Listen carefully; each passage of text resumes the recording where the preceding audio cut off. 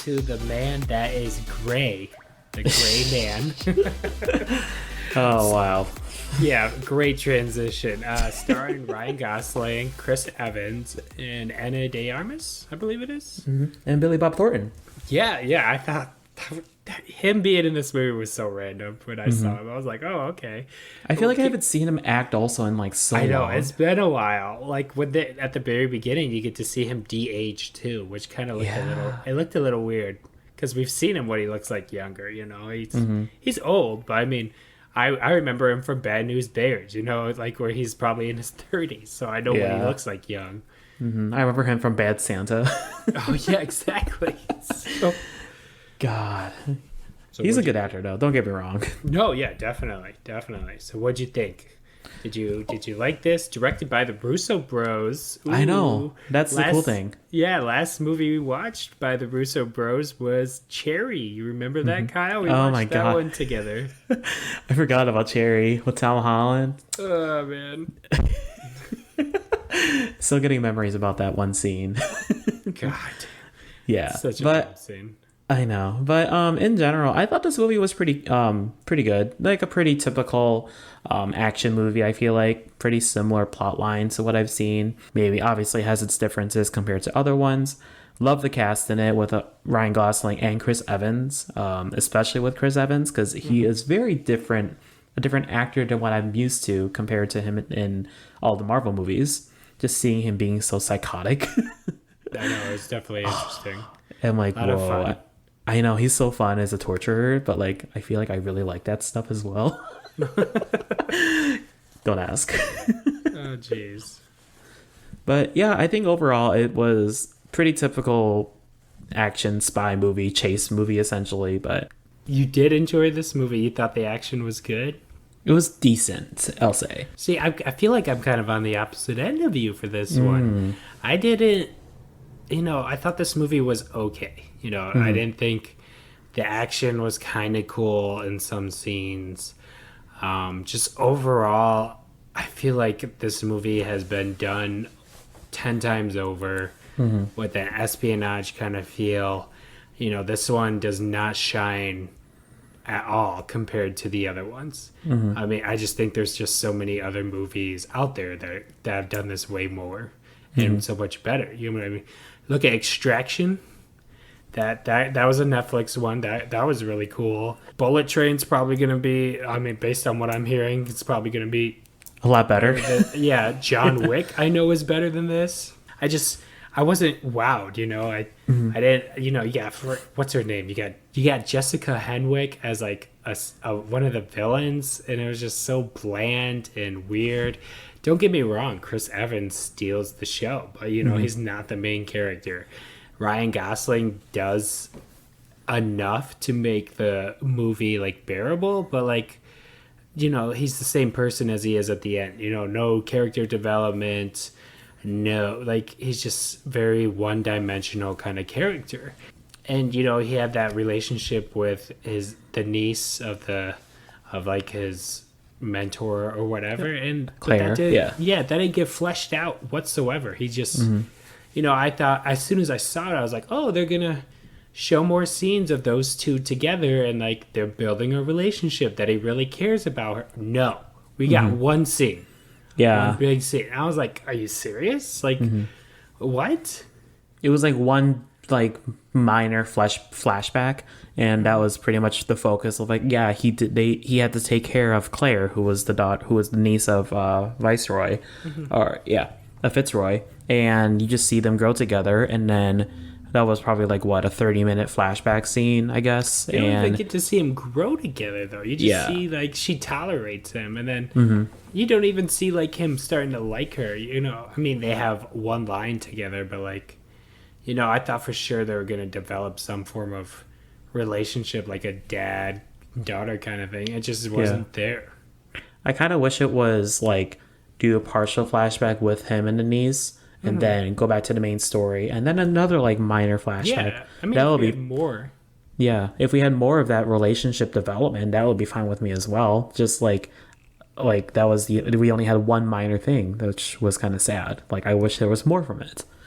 Yeah, and this movie is for sure getting a sequel, and I believe a spin-off as well, Yeah. which is absolutely bonkers to me. Which I don't understand why and what's the purpose for though. No, Like, there isn't. yeah. This movie reminds me so much of, like, what is it, Red Notice? Mm-hmm. You remember that one with The Rock? The Rock and Gal Ryan, Gadot. and yeah, Ryan Reynolds. You got a star-studded cast, a very bland movie that you could probably fall asleep to if you wanted to. Mm-hmm. And Chris Evans, he carries this movie. I mean, he's the best part about it. I think we both can agree. When he's on screen, he's fun to watch, but he's not on screen the whole time, and he can only do so much. And half the time, he's in front of a computer just making his little comments. So it just, I don't know. I just felt like for sure there's way more movies out there that have done this better. Yeah, a lot of better like chase scenes as well. Like the only like one reminiscing chase scene that I can think of that was way better that was portrayed was Catch Me If You Can, like way back when in like the 90s. That's Yeah. a reference for you. Yeah, Catch Me If You Can with Leonardo DiCaprio and Tom Hanks. Oh, like, yeah. that because it's a similar plot with like the chase scene, but less psychotic, I guess you'll say. But I loved how that was well portrayed back in that time, like just trying to figure out where the hell is he, where the hell is Frank Abernack or whatever. Like in this movie, it was just so dumbed down and like monotone, I guess you'll say. No like hops and skips or whatever you call it, like nothing big developed. Like some of the action scenes, one in Bangkok in the beginning I think was pretty cool, but all the other ones it was just so played out and like I've seen before as well. Oh, it's funny. We've seen this story of a person being a part of an organization going after a previously like rogue someone That worked for the organization but left because well. they didn't feel it was right. Yeah, and then that leads on to the story. And Yeah, the it's stupid Bridgerton villain was like so extra and in your face. I don't know. It's just nah. I feel like this is now a typical Netflix movie in general as well. Yes. No, you know what this is, and I hate to say it. It's starting to become a typical Russo brothers movie. Oh. I mean, look at Cherry. I think we both can agree Cherry was nothing special either. No. And again, star-studded cast really had something going, but just didn't work out. So I don't know. It makes you wonder how much Kevin Feige had I wouldn't say control, but had in the creation of Avengers Endgame and Infinity War, because Russo Bros did those and we absolutely love those. We think those movies are fantastic. So how do they go from that to Cherry, or I think they directed 21 Bridges that I heard wasn't really that great, to this? Like, just very surprising. I know. I'm just looking at what they've done. Like, I'm just looking at, oh, wow, Captain America Winter Soldier. I know that's like one of your favorite movies. Oh, yeah. Like, and that kind of has like kind of that espionage action movie as well, right? Yeah. And now you reflect that onto The Gray Man. Like, what the hell? Completely different. It's just so weird.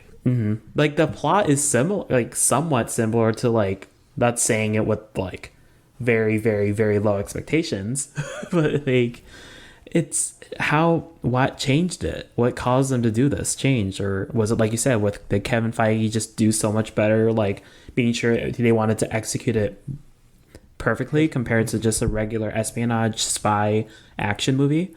Right. It's kind of hilarious, to be honest, because like you said, look at Winter Soldier, like espionage movie. Look at this, very different.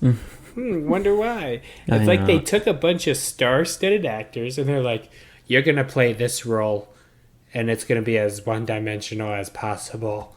Just say a few lines, and we'll take whatever you say, and we'll throw it in the movie. It's just... God. And then, one thing my girlfriend stated while watching this is the amount of wide shots, like I don't know if you noticed this, going into, like, the next scene was just so extra. Yeah. Like, always a shot of a city or like a lake, and then like the camera work was really fast paced, which is, I mean, isn't that typical Russo brothers thing as well? Like a cutscene kind of thing. Yeah. It's fine, but when you see that like every 5 minutes, going back and forth between the villain and then the gray man, and then you're like, this might be too much.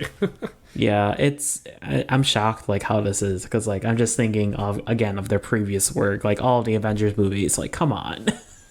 I'm just more shocked that this is actually getting more projects. Like people, I think a lot of people saw this movie, but I don't think a lot of people like were like, oh yeah, I want to see a sequel. Let's Ana de Armas's character, she was awesome. Let's give her her own movie. What? There's no purpose. No purpose at all, to be honest. Absolute hell. Like, it makes no sense. Like you said, no purpose. Yeah. I think there is a thing. I feel like we talked about like the new coming up Netflix movies in a previous like episode months ago we've done. Like talking about all the new like Netflix movies that are coming out. I'm not sure if Gray Man was one of them. I think we also talked about the new movie with Chris Hemsworth that he's in. That was and Miles Teller. That was that came boring. Out. Yeah, you saw it? I saw it. Yeah. Oh, you did? You watched it? Yeah, I watched it. It was boring. It was boring because I feel like the only reason why everyone was so hyped for it is because it's Chris Hemsworth and it's him not in a Marvel movie. Yep, just like Red Notice, they're getting these great actors. You know, Ryan Gosling's a great actor. I don't know if you've seen the movie. Definitely. I don't know if you've seen the movie The Nice Guys. Absolutely. The Nice Guys, yeah. Yeah, you should watch it. Like, it's such a La La Land also. Yeah, exactly. Like, and then they're just, they're just giving them the bare minimum script, and you're like, the fuck? I wonder if the actors are just doing it out of money, just because it's under Netflix. Oh, dude, 100%.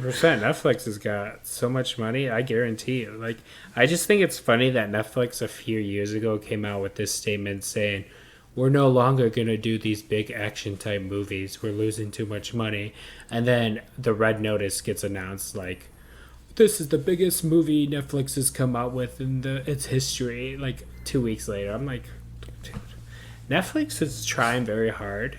And it sees it. I don't know. It's going to be an interesting to see in the next 5 to 10 years if Netflix is even going to be around. Because you do have movies and TV shows that get recognized like by the Academy or by the Emmys. I mean, Roma was nominated a few years ago. But Stranger Things? Yeah, exactly. Like, see, there it is. Yeah, Stranger Things is pretty much all they have at this moment. So to see, and then now we're starting to see other streaming services do really well too. So like it is a battle of streaming services. And I don't know if Netflix, based on its track record, Netflix is not going to be the one like on top at the end of it. No, I think it's a lot of competition, like you said, like Disney Plus, they have their shows coming out, like She-Hulk coming out soon, Iron Gru, and then all those TV shows that were released previously, like Moon Knight and stuff like that. You have Hulu that has all the shows like The Bear that we talked about. Dope Sick was another another Hulu exclusive. The Prey that just came out I think a couple days ago or something. Yeah. Only Murders in the Building that you talked about like a couple of episodes ago. That's another Hulu exclusive. Like, look at HBO Max though. Like I think we both agree HBO Max is one of the better services. It has a really good catalog, and now they're suffering. I don't know if you've heard about this news. Is they're gonna lay off like 7,000 employees. Oh shit! They are gonna combine with I think it is Discovery Plus. And, oh really? They're combining? Yeah, they're possibly merging, and there was also a thing that HBO Max quietly took away movies. I don't know if you heard about that. Like they quietly removed. They did take some movies away, I've heard. Yes, but they are replacing it with other. I think it's like A24 movies. I know they've been adding all of those onto HBO Max. Really? Okay. Yeah. So that's where but it's funny though. They took away HBO Max exclusive movies. So like, I don't know, this movie called The Witches with Anne Hathaway. I know what you're talking about. Like very grotesque. That movie got removed. Really? Yeah. And then there was this movie with Seth Rogen called, I think it was The Pickle, where he was like, his ancestor was with him or something like that, and that was also an HBO Max exclusive. Oh yeah, I think I've seen clips of it. Yeah. Original, yeah, and that got removed as well. So like, I don't know what's happening. Unless you're trying to not be a part of the battle of HBO exclusive shows because they don't want to be competing with like Disney Plus exclusive, Hulu exclusive, and then Netflix exclusive shows. Maybe they don't want to like take part of the battle. Well, then see, the thing with that though is you got the new Game of Thrones show releasing in 2 weeks. That's true. Yeah. Unless that's what there's going to be their. Yeah, that's going to be their show that HBO Max is going to be known for then. I don't know. Like, I'm just confused. Like, HBO Max, I think HBO Max is the best one yet. And to hear that they're merging and firing their employees or letting them go, like, it just makes you wonder, like, how bad is it? You know, I know we all know Warner Bros. Is kind of shit. Yeah. especially with them canceling Batgirl. So it's just, I'm confused as ever, and I just think it's very interesting to see like what's surviving, what's merging. Yeah. And it's kind of disappointing to see. I'm like, if they get rid of HBO Max, I'm gonna be mad because that was probably what like I said, the best one yet. Yeah, that's a good one. And like it had a lot of good movie like shows in general. Like they have all the Studio Ghibli films. Like a lot of anime shows are on there as well currently. It had a really good launch start too, and honestly, it's just fucking Warner Bros. Man, they don't know what the hell they're doing. It's sad, like, and I feel like it's just also with all these streaming shows, it's just so much competition in general. Like, I feel like because HBO Max is like one of the newer ones now. Like Netflix was the OG of like streaming. Yeah, now they have to compete. Now it's the other way around though. Yeah. HBO Max knows how to compete, though. They are actually pumping out quality stuff. Mm-hmm. You know, there's... what was it? You know, look at Peacemaker. That has been way better. Oh, yeah. That has been better than... I had more fun with Peacemaker than I did Stranger Things. I'm sorry. I did have a lot of fun with Stranger Things. Yeah. But Peacemaker's way better show. And I don't know. It's just... Netflix has this tendency of just taking whatever they can find, throwing it at the wall and hoping it sticks. Mm-hmm. I feel like they've also been releasing a lot, so it's like quality over quantity. It's quantity over quality at this point. That's what I mean. Yeah. Yeah. Quantity. It's it's so stupid. I don't know. It's just so funny. I mean, we both borrow each other's streaming services, so yeah. More me than you. Yeah, you fucking stealer, you motherfuckers. You pay my ass back. Hey, I can man. change my passwords. We're all saving the world here by having less people pay. Well, it's interesting though. I think Netflix came out with a statement a few months ago saying they were going to work on their security programs to prevent, I've heard about this. like sharing accounts, which I also think is funny. So I don't know. Let's get this straight though. HBO Max best one yet. I mean, Game of Thrones was the most pirated TV show known in history. Of course, they're gonna do amazing with House of Dragon. So I just to hear that they cancel Batgirl, like, and that they're taking tax cuts, exemptions, firing a lot of employees. Yeah, it just doesn't make sense. So yeah, I don't know. I'm scared for how HBO Max is gonna be if it's gonna go bankrupt. Dude, I hope not, man. I really hope not. Makes me very sad if they would. But anyways, the Gray Man. Yeah. Well, like this kind of relates to it in general, like with the Gray Man. For like, you know, it's a Netflix show. Like you said, the quality is only in the actors. But unfortunately. But the movie content itself and the storyline and all that, it's just so bad. Like, I get it, like some of the action scenes in my opinion were pretty decent, but also very repetitive from what I've seen as well in previous action movies that they could have done way differently, but no, they can't because they can only think with one action scene and not do another different fucking action scene. When the fight scene between Chris Evans and Ryan Gosling was pretty cool at the end, but yeah, then it got quickly ruined with Jessica Henwick's character killing Chris Evans. Like when she shot him, my eyes rolled back like to the back of my brain. I was like, cool. And then like some of the death scenes or like some of the sacrifice scenes, you know, they were literally the same thing from. Yeah, we've seen it all again. All seen it before, but they literally, who was that? It was like the supervisor under Fitzroy or something like that. Yeah. Two of the characters did both grenade sacrifices. Yeah. And it's the same exact thing. Like, why not do something different? Like, they should have. I don't know. No, I'm thinking about it now. It's hilarious. So Yeah. I think it's so funny. What would you rate it, Kyle? What would you rate this?